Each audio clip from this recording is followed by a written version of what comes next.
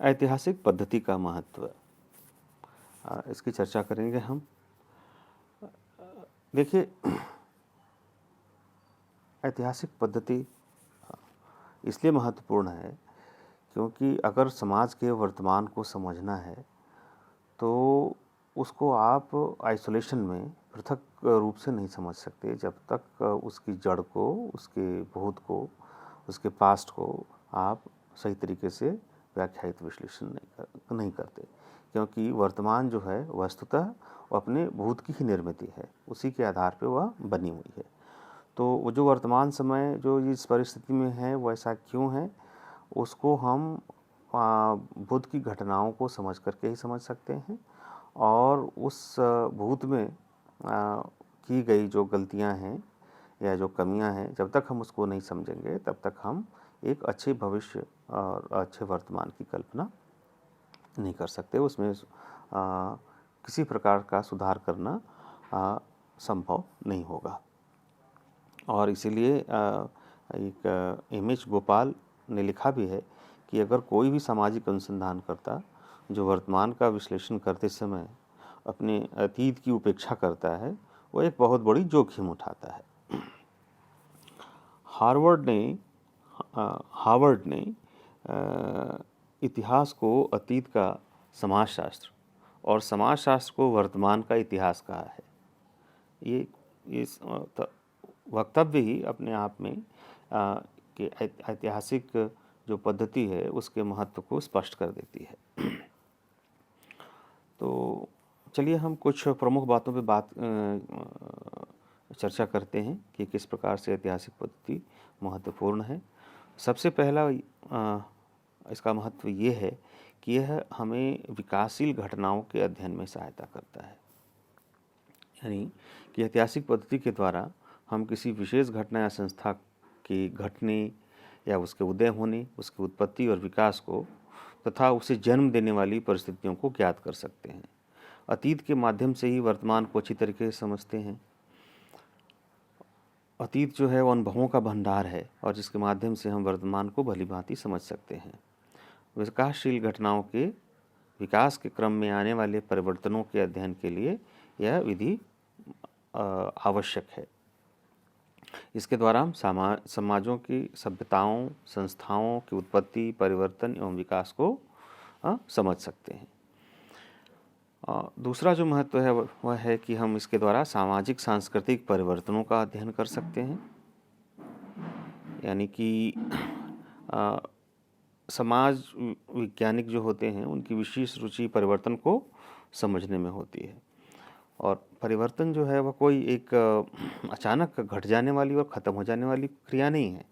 वो एक लंबे समय तक चलती है और उसकी जड़ें जो हैं वो भूत में अवस्थित होती हैं। तो उन भूतकालिक घटनाओं और परिस्थितियों का अध्ययन करना वर्तमान परिवर्तन को समझने के लिए ज़रूरी हो जाता है। इसी प्रकार से जो तीसरा महत्व है वह ये है कि हम वर्तमान में अतीत का क्या प्रभाव है उसका मूल्यांकन इस पद्धति के माध्यम से कर सकते हैं। और क्योंकि कोई भी जो समाज है वह अपने भूत के प्रभाव से मुक्त नहीं होता है, लेकिन परंपरागत समाजों में, प्राचीन संस्कृति वालों समाजों में तो उसका अध्ययन तब तक अपूर्ण रहेगा जब तक हम उसके अतीत के अध्ययन को, अतीत के प्रभाव को सही तरीके से मूल्यांकित नहीं करते। तो इस प्रकार से अतीत का जो प्रभाव है उसका अध्ययन करना बहुत महत्वपूर्ण हो जाता है और ऐतिहासिक पद्धति इसमें हमारी सहायता करता है। समाजशास्त्र की अन्य जो विधियां हैं उसमें सामाजिक घटनाओं को विभिन्न छोटी छोटी इकाइयों में बांटकर उसका सूक्ष्मता से अध्ययन किया जाता है, लेकिन ऐतिहासिक जो पद्धति है वह सामाजिक घटनाओं को उनकी पूरी समग्रता में, संपूर्णता में देखती है। तो एक प्रकार से हम ये भी कह सकते हैं कि इस पद्धति का एक महत्व ये है कि यह हमारी जो समाजशास्त्रीय दृष्टिकोण है उसको व्यापक बनाता है ना, उसको व्यापक बनाता है, उसको उसके हमारे फलक को विस्तारित करता है, ताकि हमारी दृष्टि जो है वह एकांगी नहीं हो जाए और बहुत ही मायोपिक नहीं हो जाए, छोटी नहीं हो जाए। हम अपने दृष्टिकोण और अपने विश्लेषण के भीतर समाज को व्यापक रूप में, है ना, बहुत सारी चीज़ों से, घटनाओं से निर्मित होता हुआ और बना हुआ देख सकें। फिर जो सोशल फोर्सेज हैं समाज में, जो सामाजिक शक्तियां हैं, उनको समझने का भी और उनको परखने का भी अवसर जो है ऐतिहासिक पद्धति हमें देता है। ये उसका महत्व है। और इसके साथ साथ ऐतिहासिक पद्धति की ये कुछ जो हम बात कर रहे थे ऐतिहासिक पद्धति के महत्व की, तो इनके साथ साथ इस पद्धति की कुछ सीमाएं भी हैं, कुछ कमियां भी हैं। तो हाँ, और हमें उनके बारे में भी अवेयर होना चाहिए। उसमें सबसे पहली जो कमी है ऐतिहासिक पद्धति की, कि हमेशा ही इस समस्या से हमें जूझना पड़ता है कि जो अध्ययन की जो सामग्री है, जिनके आधार पर हम अपने विश्लेषण और निष्कर्ष निकालते हैं और जो ऐतिहासिक दृष्टि विकसित करते हैं, जो समझ विकसित करते हैं, उनका जो रॉ मटेरियल है ना, यानी कि जो सामग्री है, जो डेटा है ना, वो कितना विश्वसनीय है। विश्वसनीयता का जो प्रश्न है वह हमेशा ही ऐतिहासिक पद्धति में उनके अध्ययन सामग्री को लेकर के बना रहता है कि जो प्राप्त किए गए जो तथ्य हैं वो कितने वास्तविक हैं। यानी कि हम जिस समय, जिस समाज, जिस संस्कृति से संबंधित हम उसको मान रहे हैं, उपलब्ध सामग्री को, वो वाकई उससे संबंधित है या नहीं है, या कहीं हम उसका विश्लेषण करते समय या उसके महत्व को बताते हुए बहुत ज़्यादा अतिशयोक्ति तो नहीं कर रहे हैं, या पक्षपातपूर्ण तरीके से तो उनको नहीं उनके संबंधों को हम प्रचारित कर रहे हैं। तो एक जो विश्वसनीयता, सामग्री की विश्वसनीयता का जो प्रश्न है वह इसकी महत्वपूर्ण कमी है। दूसरा जो कमी हो सकती है कि रिकॉर्ड रखने के तरीके दोषपूर्ण हो सकते हैं।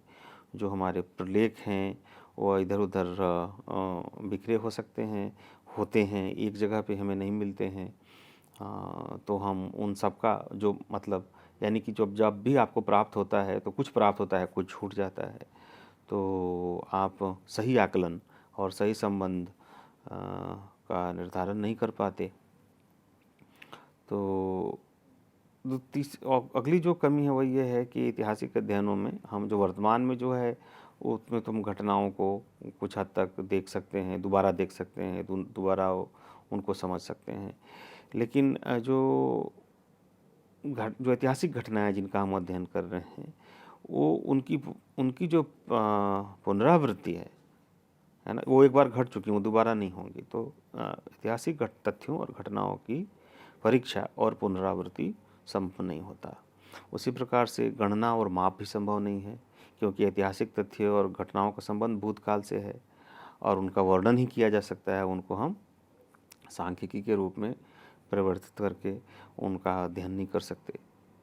इसी प्रकार से ऐतिहासिक तथ्यों में एकरूपता का अभाव होता है और आधुनिक समाजों के लिए हम इनको बहुत ज़्यादा उपयुक्त नहीं मानते, क्योंकि ऐतिहासिक पद्धति के द्वारा हम अतीत के समाजों का अध्ययन करते हैं, किंतु वर्तमान काल की अनेक समस्याओं जिनका संबंध तात्कालिक घटनाओं से है, उसमें इतिहास हमारी बहुत ज़्यादा सहायता नहीं कर पाता है। और ये जो कुछ कमियां हैं, जो सीमाएं हैं ऐतिहासिक तथ्यों की, उसके कारण ये संभव है कि हमारे अध्ययन में पक्षपात आ जाए। ठीक है, तो इसकी जो ऑब्जेक्टिविटी जो है ऐतिहासिक पद्धति की, वो हमेशा ही थोड़ी सी संदिग्ध सी बनी रहती है। तो ये कुछ प्रमुख कमियां हैं ऐतिहासिक पद्धति की, इनको हमें ध्यान में रखना चाहिए और हम इसको यहीं पे समाप्त करते हैं। आगे हम ऐतिहासिक